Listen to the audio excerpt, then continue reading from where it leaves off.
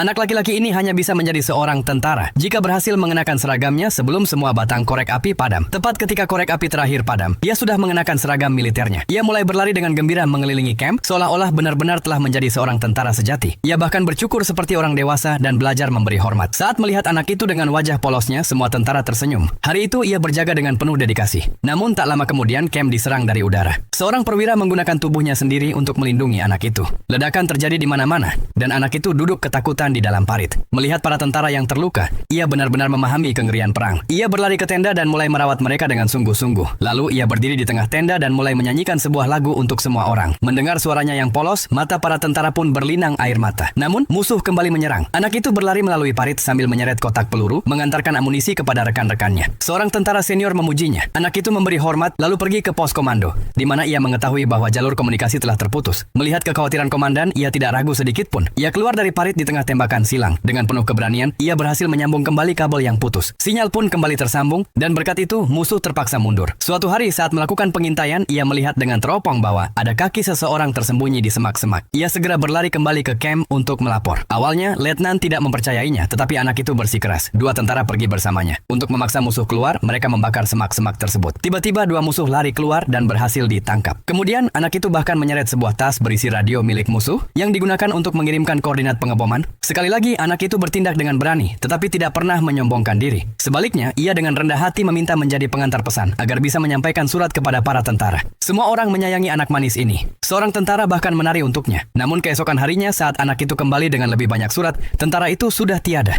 Anak itu melepas topinya dengan diam, lalu pergi dengan hati yang hancur. Nama anak ini adalah Sergei Aleshkov, tentara termuda dalam sejarah. Setelah perang berakhir, ia dianugerahi medali pahlawan.